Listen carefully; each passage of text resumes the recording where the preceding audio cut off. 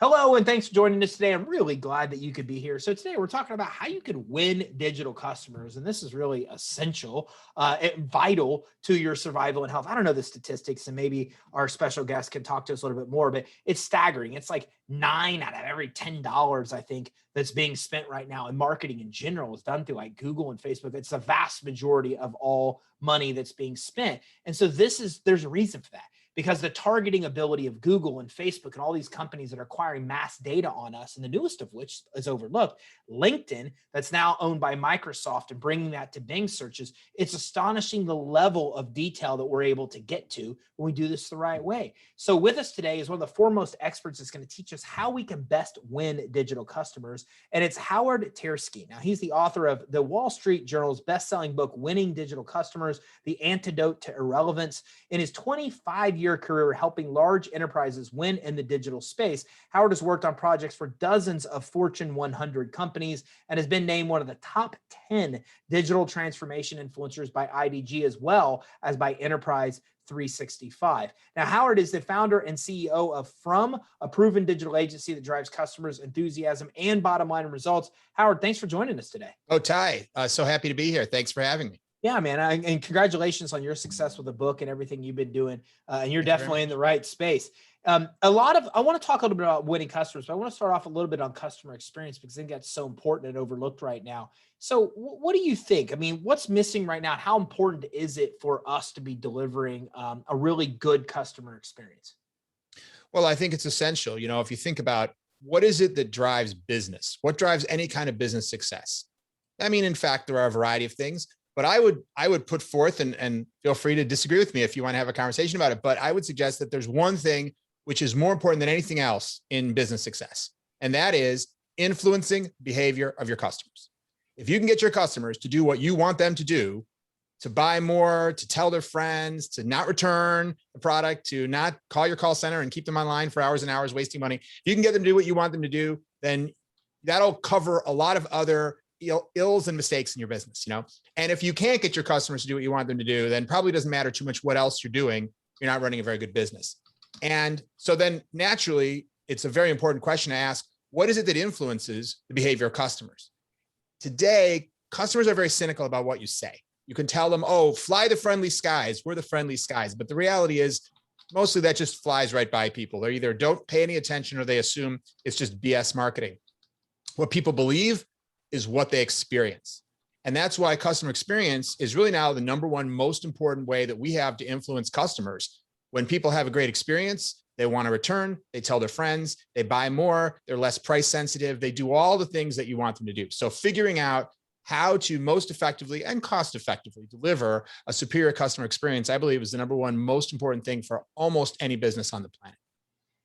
Yeah, interesting. The statistics support that. As a matter of fact, the newest study I saw said that people want or appreciate more a good customer experience than they do price or the product or service they're buying itself. Like, that's astonishing, man. Like, they care more about how they're treated by the company than the product or service they even bought from the company. I mean, that's staggering. Yeah, especially in a world where the digital world has given us so much choice, so many places that we can buy things from, or so many service providers. Of course, you have to provide the core value proposition. No one's going to say, oh, my plumber never fixes my toilet properly, but he's such a nice guy. I mean, no, you need to do that, but it's table stakes now. And how many places, for example, how many retailers can you go and buy an iPhone, right? So you know what the iPhone is going to be, but where do you want to go to buy your iPhone? Do you want to go to the Apple store? Or do you want to go to the Verizon store? Do you want to go to Amazon? Obviously, you get a different experience in each place. So very often it's the experience that becomes the differentiation, because the assumption is, or you want to go buy gasoline. Well, gosh, there's so many places you can buy gas. It's sort of a commodity. But if there's one place that's going to give you a better experience, either because it's just plain old more convenient, which means it's closer, it's faster, there's less of a line, whatever it is, then those are things that often are the differentiating characteristics that drive choice.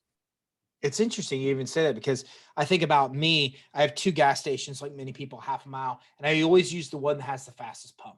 Like Wawa's pumps are like super fast. And then Mhm. 7-Elevens, I'm like literally there 3 times longer because their pumps are so slow. So it's just, it's an example of what you say. But another statistic I was reading the other day is that, a customer is more valuable or 9 times more valuable to you, an existing customer, than a new customer. Why do we mess this up, man? Like, why do we constantly focus more on acquisition of new customers instead of improvement of the customer experience? Yeah. Well, I think you're 100% right. And by the way, I mentioned earlier that one of the things that customers do believe in this sort of cynical age of advertising and marketing is their experience. There's actually one other thing that customers believe, and that is credible online reviews. And so when you deliver a great customer experience, not only do you do exactly what you just said, which is keep the same customer coming back, but depending on the nature of your business, if you're Wawa and gas, then obviously you want to keep the same customer coming back again and again and again. If you're a resort, in Fiji, well, you might say, okay, how often is the same person going to come back to my resort in Fiji? It might be a once in a lifetime experience, or maybe they come back 10 years later. It's probably not something you're going to do super often. But if they post great reviews about it on, TripAdvisor or wherever else, that is much more effective than anything you could do by way of advertising. So you get that double benefit of customer loyalty as well as the credible review that is the other way that people judge what their experience will be. Well, what's some of your best advice with getting online reviews? Because a lot of people struggle to get anybody to give them reviews, let alone do it on an ongoing basis. Well, I'm going to sound like a broken record, but I mean, here's my short answer is give them a great customer experience. That's the number one most important thing to do. And one thing you'll notice about customer reviews is that they tend to be in an inverted bell curve shape, meaning if you go on Amazon, what you're going to find for a lot of products is a lot of 4s and 5s, not a lot of 3s, and then maybe some 1s and 2s if the product has some people who are unhappy. And, I'm sure you've had the experience I've had where it's a great product, but like somebody's like, the product arrived broken, or it never arrived. It's like, okay, well, that's not the fault of the product, but okay, whatever. It's There's always putting somebody stuff together. Like everybody Right. always bangs the putting stuff together part. Right. So someone's always got a complaint. But the point is, the people who are inspired to leave a review tend to be either very happy or very unhappy. Not the people in the middle. Have you ever left a review for, your grocery store, your gas station? Probably not. If you went to a restaurant and had the meal of a lifetime, you leave a review. And if like one restaurant near me did, forget my 4-year-old daughter's macaroni and cheese, even though we remind them 5 times to the point that she's crying in tears, and we have to run across the street to Burger King and get her some food and bring it into the restaurant because they never brought her meal. Well, that's going to get a pretty scathing review from me. So I think that's the first thing, is give them extraordinary experience, and don't give them a negatively extraordinary experience, because that will also prompt a review, but that's not the review you want. But obviously give them a positive, extraordinary experience. And then the second thing is just ask, because when you give somebody something that's really valuable to them, when they feel that you really care and you've really over delivered for them, then they feel a desire to reciprocate. I don't know about you, but if I leave a positive review, why am I doing that? Am I doing that for my own benefit? I mean, not really. I'm kind of doing it to benefit other people who might be looking for this restaurant, but I'm doing it probably first and foremost to benefit the restaurant, because I appreciate what they've done for me. I appreciate the craftsmanship or the talent or the caring or the service or whatnot. And I want to do something that I'm not obligated to do to beyond paying the check. I want to do something for them. So when you deliver a great experience, people tend to want an opportunity to do something for you. And then all you have to do is just let them know that that's something you do want. Just say, hey, listen, if you enjoyed your meal, I mean, that's the easy part, right? Or sometimes it's not easy if you're the type of business that is hesitant to ask for something. But, I would really encourage you to ask for something. It's amazing how positively people can respond when you just ask them to do something to help you, not because it's a deal or a discount or promotion. So I would just say that excellent experience, and then make sure to ask. Recently, I've kind of become obsessed with this show. I don't watch TV, and I found like one show and watch it. It's Undercover Billionaire, but it's interesting because in the second season, that's what it's about. Is it's like you people want to give you, they want to help if you're just willing to ask. But what's interesting is I just bought a new car, and the guy, like, I asked him, he didn't roll in the shipping fee, and he waived. He goes, "I'm going to waive it. Just ask, leave me a positive review," which I left him a phenomenal review, as you can imagine. But what was interesting to me is that the sales guy himself was the one asking. And in order for that dealership to succeed, it can't be them. It's got to be their frontline people. If every one of their frontline people's out there asking for those reviews, then like you said, they have a very good chance of giving them. But no matter how phenomenal my experience is, I think I would have forgot to leave a review if they wouldn't have actually asked me to do so. And I had no problem when they actually asked me to do so in leaving a review. Even without the shipping waiver, I still would have done so if they would have asked. Yeah. What kind of car did you get? Well, I got a McLaren. Oh, nice. Yeah, Nice. so my little toy. It's interesting because I learned, not to get too far off subject, but I learned to flip cars about 3 years ago from this guy, this course on flipping exotic cars. And then I've just been flipping them. So I buy them a year and I flip them and make more money, more money, more money, more money. And so I've been able to kind of like move my way up the cars. And then I rent them when I'm not using them. And I've literally made it into an entire business. Like last year I was profitable with all my car payments and insurance just by like renting my vehicles when I'm not using them. It's kind of astonishing. Yeah, well, that's great. That's fascinating. I love watches. So I haven't really got into selling them, but I know a lot of people who like buy high-end watches. They hang on to them for a little while, and then they wind up selling them. And if they buy them intelligently, then they can sell them for what they paid for, or even a little bit more than they paid. So they're constantly getting to wear really cool, expensive watches, and it essentially costs them nothing. So it's interesting you say that, because this guy that teaches exotic, that's his passion. So he's got a whole other course on flipping timepieces. Oh yeah. And buying timepieces. And it's changed my perspective on life, because, you know, you buy a car because it's cheap, but it's a liability. It just depreciates to nothing.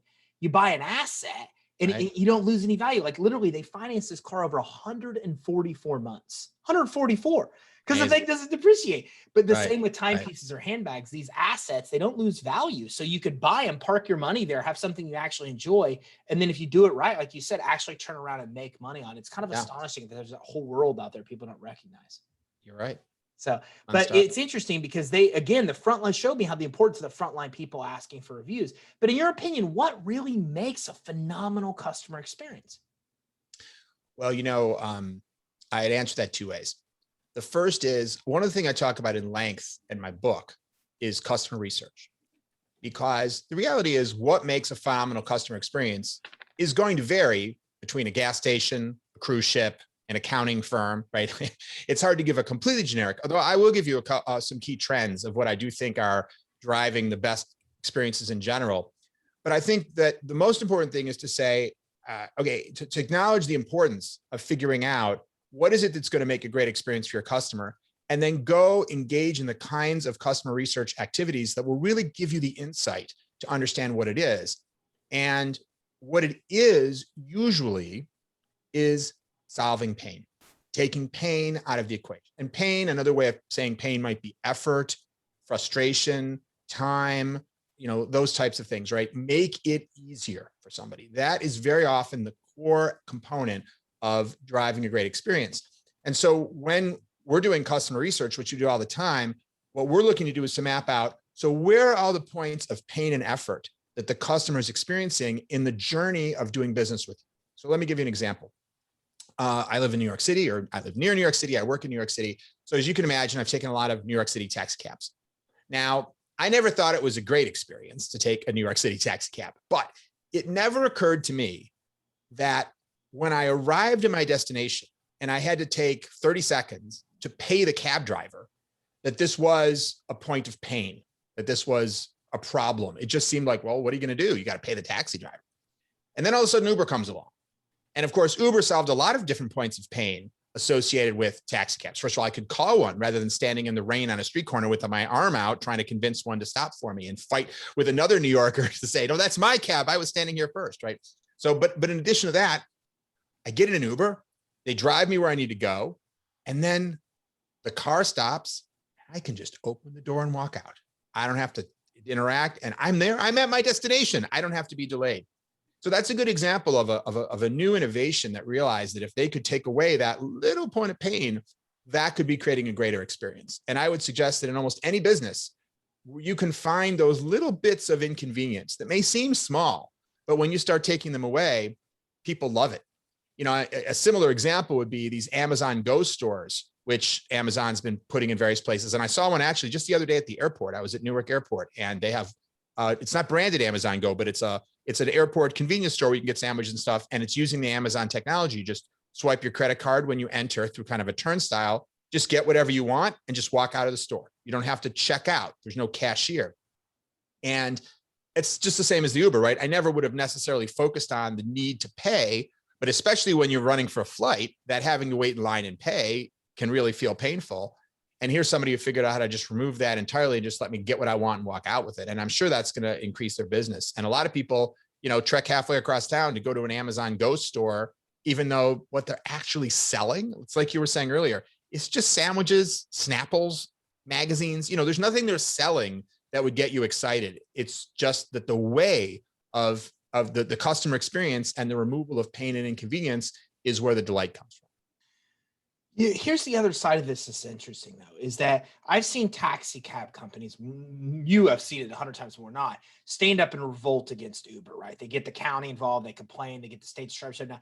But yet they don't get it. Like they're not, I've never seen any of them yet adopt the things that we love about Uber. And that's what's astonishing to me is that they're still complaining that Uber's taking all their business, but they're not even making efforts to figure out that Uber solved those problems and make a move. It's the same thing with Amazon, right? Their newest thing at Whole Foods is a palm reader. So you come into their new test, you read, they scan your palm and you go search and you walk out without paying. Why is it that Amazon is figuring this out in the grocery business, but yet no grocer is experimenting? And so what's up with that? Like, why is it that these outside companies have to come in and disrupt, and internally they're so blinded that they're not even recognizing that there's these problems that they need to fix within their own industry? Yeah, sure. Well, I do know the answer to that. First of all, most people don't like change. Change requires you to learn something new. If you're a company, change requires investment. Change equals risk. You can change something and, it might not work. It's a nice feeling for most people. Once you get a rhythm, once you get a way of doing business and it's working, to just stick with it. There's sort of a natural part of the human psychology that likes that. Now, there are people who are an exception to that rule. There are people who love disruption, who love change, who love innovation. I think I'm one of those people. You may be one of those people. Elon Musk may be one of those people. Jeff Bezos, Steve Jobs. But that's not most people. Most people are happy to just get a job and just kind of like keep doing it. And when you say, hey, let's change everything up, let's reinvent the way we run our store, most people are like, that sounds like a lot of work, risky, cost, can I avoid that? And so I'm sympathetic to a business that says, I'd like to avoid change if I can avoid changing it. The problem we have today is that the world is changing so rapidly. So if you're a business that wants to stay the same and is following that kind of natural human instinct to say, let's try to avoid change, and the world around you is changing and your customers' expectations are changing and your competitors are changing, well, then of course that creates, competitive risk. And we've seen so many brands now that have gone out of business over the last decade or two. I mean, look at Radio Shack. Look at Radio Shack. They're practically out of business. I think there's a few left, right? This is a company that was founded to sell personal technology, right? And of course, they went way beyond radios, right? When I was a kid, you buy stereos there, all kinds of gizmos and stuff. And of course, they were one of the first retailers of computers. I don't know if anyone remembers the TRS-80, right? But they saw early on that people would want home computers, and they were selling home computers back in the 1980s. So is this a company, it's one thing to say Blockbuster went out of business because they were running video stores and people don't need video stores anymore, and of course they still could have adapted. But Radio Shack, for crying out loud, ought to have become the place where you go buy your phone and your laptop. And we spend more on personal electronic devices now than we ever did. And yet this is a company that just didn't seem to get it enough or change rapidly enough. And obviously now they're either gone or, for all intents and purposes, shrunk to practically nothing. And there's plenty of other examples like that. Kodak would be another example, right? Photography is bigger than it's ever been. So why is Kodak practically non-existent? Well, because they were a film company, and they believed in film. So, and when you work in a big company, by the way, very often there are people who do see the future, who do know what needs to be done. I'm guessing there are people at many supermarket chains who've said, hey, we need to do a palm reader or something like that. But the problem is then you encounter, even though you may be a change maker, you encounter the corporate resistance. You encounter all the other people who are like, oh, geez, there's Howard again with some crack-brained idea. It's going to cost us a bunch of money and may or may not work. And it's going to make us have to stay late and stick our necks out. Forget it. Just keep doing what we're doing. And I think that psychology, that mindset often is what leads to complacency in companies. Yeah, and it's interesting you say that because the story with Kodak is that they actually created the first digital camera. One of their employees actually created it and brought it to them, and they turned it down. Like, we're in the film business, and they actually knew that they even knew it could disrupt their industry, and they didn't do anything to stop it. So you're right. Right. There's always those people internal that recognize that. But how do you spot those pain points? Like you said, I'm a customer. I didn't even realize these things were painful. So how does the company find these points of resistance that are causing pain to then be able to relieve it? Yeah, sure, sure. Let me give you some tactics. I would also just say in my book, Winning Digital Customers, I go on about this for more than 100 pages, right? So I offer a tremendous number of different tactics and techniques, but let me give you a few. First of all, I think is a mindset. You want to start with a mindset of curiosity. You're not trying to blame anybody. You're not looking to prove that anybody's done a bad job or instill in yourself or your colleagues any negative feelings about your company. There's always another level. There's always an opportunity to improve. So when you're out there looking, you don't want to be out there with a mindset of how do I prove that there's no problems, which is a natural instinct, but rather, and this is one of the reasons why sometimes hiring an outside company to do this kind of work can be helpful. We're going to approach it more, objectively. So that's the first thing, is the mindset of curiosity and a genuine desire to find problems. If you want to find them, you will find them. And if you want to not find them, they're going to be hard to see. And what I always say, because I'm often in a situation where I'm going back to a company after we've been hired to go find those problems and I'm presenting. And I'm always mindful that some people may not like this presentation, because I'm going to tell them all the ways their customers are in pain. And I always try to take pains to point out to them that this is good news. Because when you want to improve as a company, imagine you hired me to come and look at your whole customer experience and give you a report. And I came back and I said, you know what, Ty, it's perfect. There's nothing to fix. Your customers are as happy as you can possibly make them. Well, how are you going to make more money? How are you going to grow? You have already hit the ceiling of potential. So it might sound like good news if I told you your customers are as happy as they could be, but actually it's bad news. On the other hand, if I say, hey, guess what, Ty? There are 15 things you're doing that you can easily fix that'll make your customers much happier. You can beat yourself up for saying, man, we should never have made those mistakes in the first place. Or you can be like, that's fantastic. So that's the first thing, is that mindset. And then the second thing is observe. The best way to understand your customers is to be like one of those scientists that hides in the wilderness, in a fake bush, watching, the baboons or the whatever animals they're observing. Just find ways to observe your customers in their natural habitat, engaging with your brand, whatever. If you're a hotel, hang out in the lobby and watch what happens when customers or guests come in. Do they look around, looking confused, trying to figure out where the front desk is? Do they stand there with their bags expecting someone to come up? When they pull their car up, does nobody come up to them? What happens? Are they constantly trying to find the elevators or coming back down to the lobby saying my key doesn't work? Just the opportunity to observe will teach you a lot about what's happening. And you want to observe two things. You want to observe what people do, and you want to observe their emotions, because there's nothing that drives human behavior more than people's feelings. So if you see customers, you want to know when someone's in pain, you can usually tell on their face. And there are different flavors of pain: frustration, confusion, anger, etc. But look for those people that look unhappy. And then sometimes it's okay to walk up. Sometimes it's obvious what's going on and you can observe the situation. But in other cases, you walk up to people and say, hey, can you tell me a little more what's going on? I'd like to help, et cetera. But again, really try to probe and understand what was the cause of their confusion or frustration. Sometimes it's hard to observe people. Like, I'll give you an example. We do a lot of work with Ava's Budget Group. So we want to understand the rental car reservation experience. So you might say, well, I can't really hang around anywhere and watch people reserve rental cars. They do that like in their homes or in their offices. How am I going to wear if I want to watch people checking out at the grocery store? That's easy. I just hang out at a grocery store. But where am I going to see people doing that? Doing their reservations. So that's the kind of thing where we'll find people who represent the kinds of travelers that we're looking to make sure we're satisfying. And we'll say, hey, we'll pay you $75 to come in for a market research session. And then we'll give them a task like, hey, do you have an upcoming trip? Have you booked a rental car? Great. We'd like to watch you book the rental car. And then we get to observe, for example, they may go to Orbitz or Expedia or Costco, or they may Google rental car, or they may start going to the Hertz website. We get to see what their strategies are for how they go about it and what's time consuming. And by observing their faces, their emotional responses, their body language, we can see what's working well for them, what's challenging, what's confusing. And then of course, periodically ask them. In fact, one of the things we often ask them to do is to try to verbalize We give them a little demonstration and say, hey, while you're going in, for example, going on this, here's a computer, go and book a rental car. We'll say, try to verbalize your thoughts, like whatever your stream of consciousness is, just say it aloud. Like if, you're like, oh, here I'm on the webpage of, oh, that's a cute picture of a kid in a car. And oh, okay, where's the rental? Oh, I see. Oh, I'm supposed to enter my date here. And just kind of train them to just verbalize whatever's going through their head. And that could be hugely illuminating to understand. So that way, if they look confused or they look frustrated, we're also getting that sense of what are they thinking. And of course, we can ask questions if we're still not sure.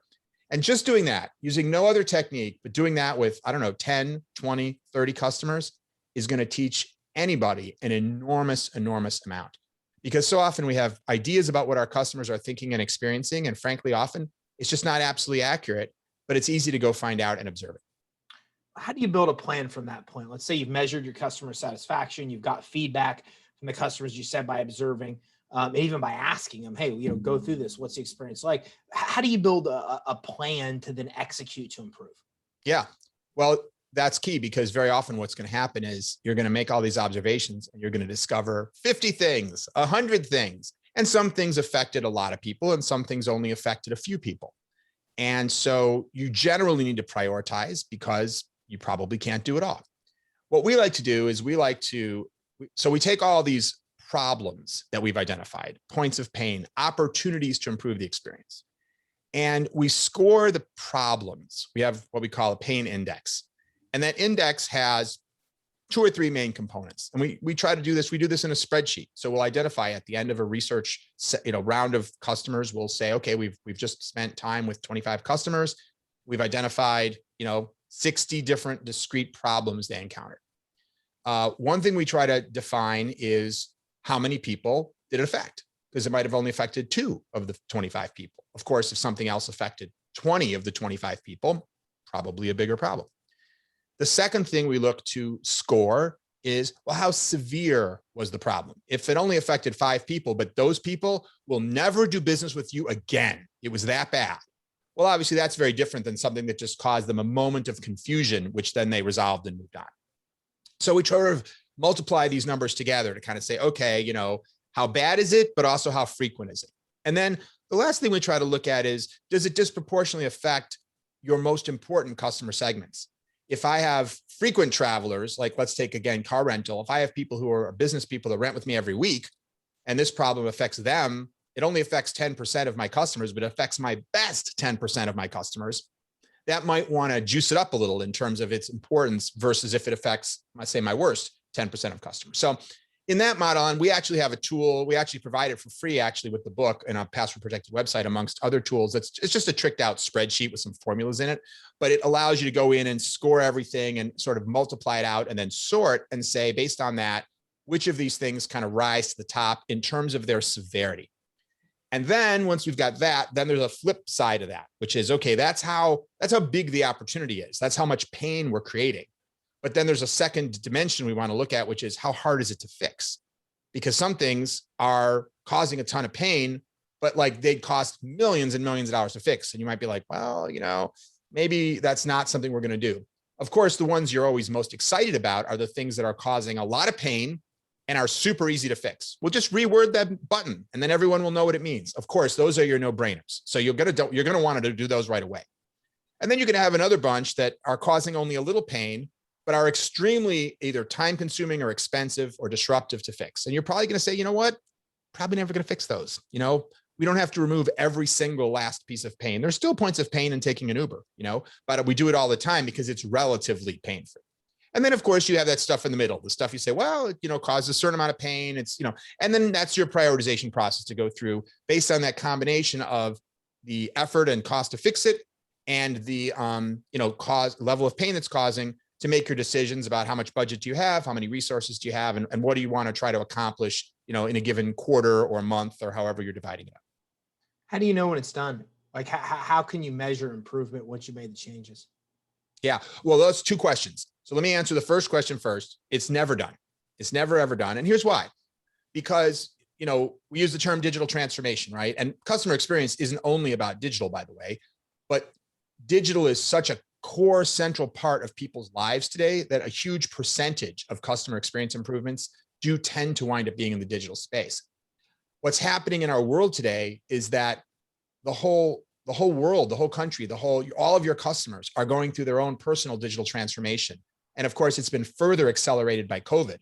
So people are living an increasingly digital lifestyle more and more so every day. And so because your customer is continuing to change, you have to continue to keep up with their changing expectations. And so that's one of the reasons why no matter how great you make it, there's always going to be another level to get to. There's always going to be the need to continue to keep up. Now, that's, of course, different from the question of how do you measure your progress. I think measuring progress is really, really important, particularly because you're never done. You certainly want to be able to celebrate milestones. You certainly want to be able to celebrate accomplishments because, if you don't do that, your team's going to get discouraged. It's going to feel like, you're Sisyphus trying to push a rock up a hill, So you do need that. And there are many ways. I think actually it's really important when you begin a project to say, what is our measure of success? Because that keeps you focused on when you have decisions to make, you can really be able to say, well, will this contribute to this or that? So the actual measure is going to vary in different circumstances. But for example, when we work on rental reservations for a car rental company, we're looking at the conversion, the number of completed reservations. We're looking at whether those reservations are canceled or whether people hold on to them. We're looking at the size of the reservation and whether people have chosen the more expensive items, things like that. And those are good indicators of whether we've created a better purchase experience. If you're creating a service experience, let's stick with rental cars. Let's say what happens when you rent the car. Well, there's many ways you can track the level of customer satisfaction. One way is different kinds of surveys. Some more and more companies are putting in these little kiosks, with the smiley face to frowny face buttons. And even a simple tool like that can be helpful to get the sense of the pulse of where are we moving? Are we getting better or worse? You can, of course, do things like surveys, email your customers. Every time I travel on an airline, they always send me a survey. I don't usually fill it out, but even if only 2% of your customers fill it out, that may be a sufficiently large sample for you to continue to graph, are we improving? Are we getting worse?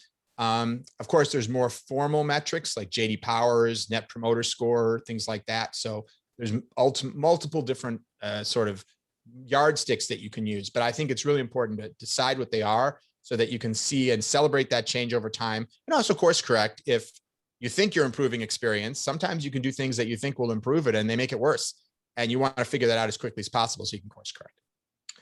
Where can everybody go to learn more from you and your team and actually grab your book as well? Yeah, absolutely. So I'll give you 2 URLs. First of all, if you're interested in the book, you can go to the URL winningdigitalcustomers.com, just all one word, winningdigitalcustomers.com. You can find out more about the book. You can buy it and you can download the first chapter for free. So if you just want to check it out, you can do that there. And of course, it's available on Amazon, Barnes & Noble, Apple Books, and wherever fine books are sold. And if you want to learn more about my company, which is called From, the Digital Transformation Agency, we do consulting work mainly with large brands on ongoing digital transformation. You can find us at from.digital. I'm also on LinkedIn and Twitter and many other social media platforms. Awesome. Thanks for coming on with us today. Oh, Ty, thank you so much for having me.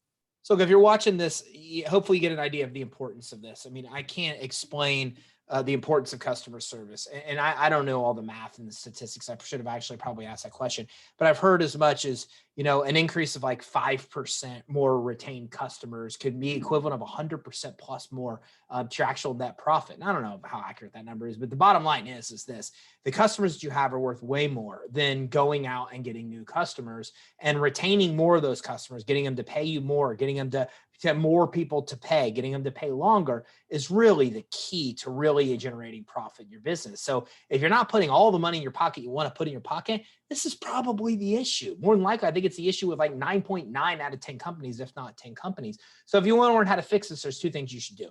First, go to from.digital. That's from.digital. And when you go to from.digital, you can access a ton of really cool resources, information, media, a lot of different things on their website that I think can help you. But you really need to grab this book because this book gives you the roadmap to success. We've kind of scratched the surface of some of the basic things you could do, but this is the roadmap to succeed. And you can grab that at winningdigitalcustomers.com. That's winningdigitalcustomers.com. So make sure you go to winningdigitalcustomers.com, get your free chapter to the book. Make sure you grab the book in its entirety as well. And make sure you go to from.digital to learn more about what you can do in your individual company to actually succeed. Thanks for tuning in. Hope you have a great day. Make sure you visit from.digital and winningdigitalcustomers.com.